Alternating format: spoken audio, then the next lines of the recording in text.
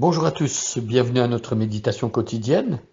Nous sommes dans ce psaume 34, un psaume écrit par David, le berger qui s'occupait des brebis de son père derrière ses enclos, et que Samuel était allé au nom de l'Éternel choisir et oindre d'huile, ce qui indiquait qu'il allait devenir le roi d'Israël après Saül. Saül, le premier roi qui avait été rejeté par Dieu parce qu'il ne craignait pas Dieu, parce qu'il préférait la gloire des hommes à la gloire de Dieu, et il désirait plaire aux hommes plus qu'à Dieu.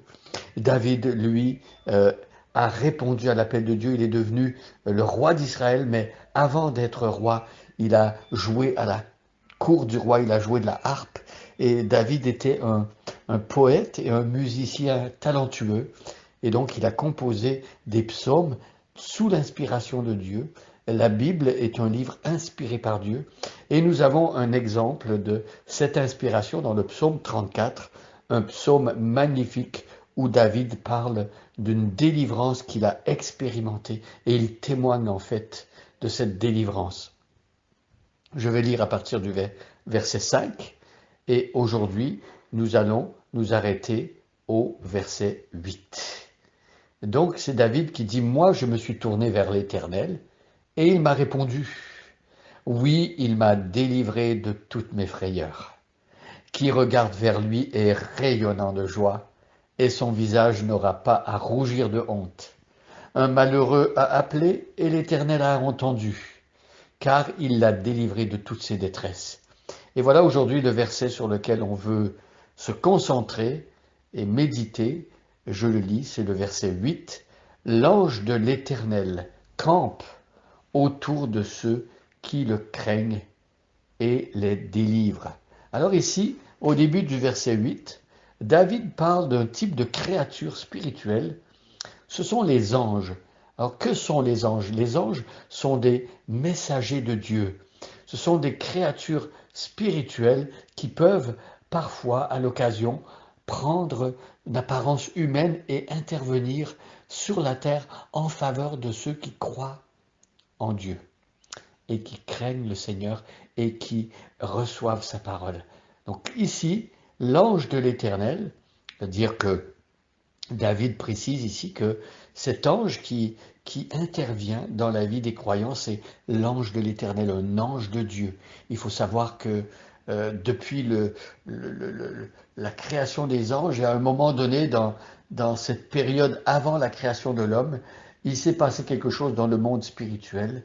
Les anges qui étaient dotés de volonté, certains d'entre eux ont choisi de se rebeller à l'instar de Lucifer, Satan, euh, un ange beau et qui avait reçu plein de gloire de la part de Dieu et qui s'est enorgueilli et qui a voulu prendre la place de Dieu. Cet ange a été déchu, il a été chassé de la présence de Dieu et il a entraîné avec lui le tiers des anges. Mais ici, on ne parle pas de ces anges démoniaques qui existent bel et bien et qui sont sous, je dirais, les ordres de Satan, le chef des anges. Mais ici, on parle de l'ange de l'Éternel, donc un ange particulier, et c'est écrit qu'il campe autour de ceux qui le craignent, c'est-à-dire de ceux qui craignent Dieu. Alors de quoi est-il question ici lorsqu'on parle de crainte de Dieu?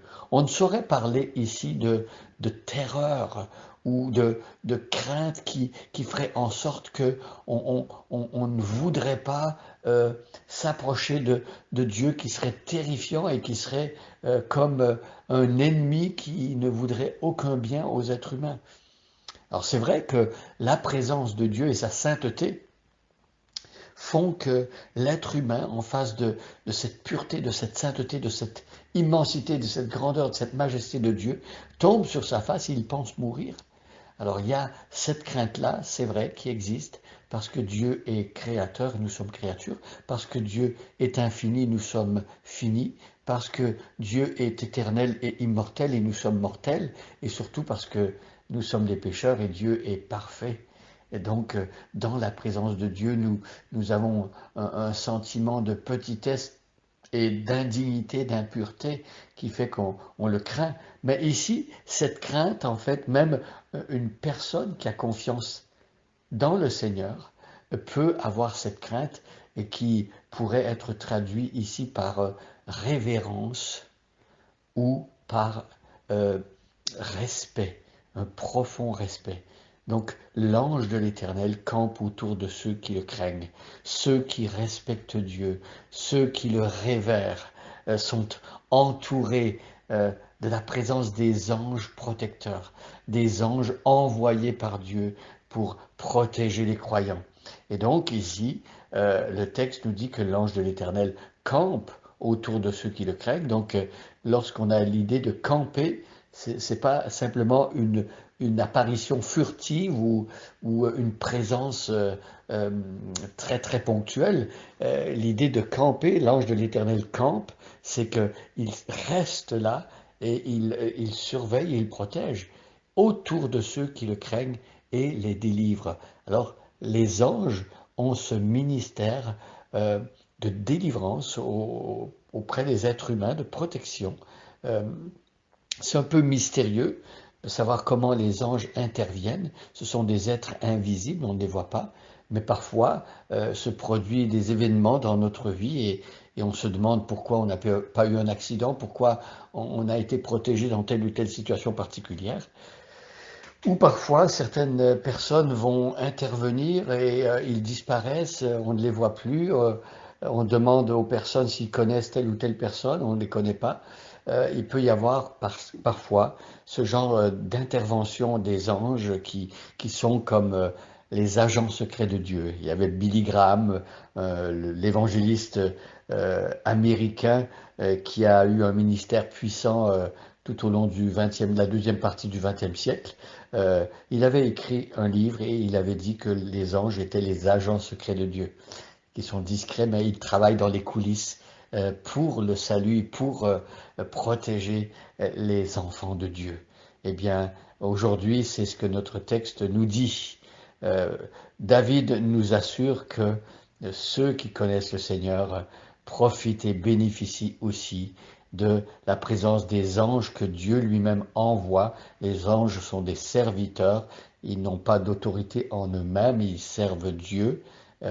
Ils ne sont pas en train d'agir sur la terre pour leur propre gloire ou pour que les projecteurs soient sur eux. Ce sont des personnes qui sont envoyées par Dieu et qui servent Dieu. Alors ressemblons à ces serviteurs et nous, à notre mesure et dans notre sphère d'influence, soyons des serviteurs qui ne recherchent pas les projecteurs sur eux-mêmes, mais qui veulent plaire à Dieu. Et remercions Dieu aussi parce qu'il envoie effectivement des anges pour protéger son peuple. Merci Seigneur pour ta protection. Merci Seigneur parce que tu veilles sur ceux qui t'appartiennent. Et merci parce que tu envoies tes anges qui campent autour de ceux qui te respectent et te révèrent. Seigneur, nous te prions de nous apprendre à te respecter et à te révérer à tous les jours de notre vie. Je prie au nom de Jésus-Christ. Amen. Bonne journée à chacun et à chacune.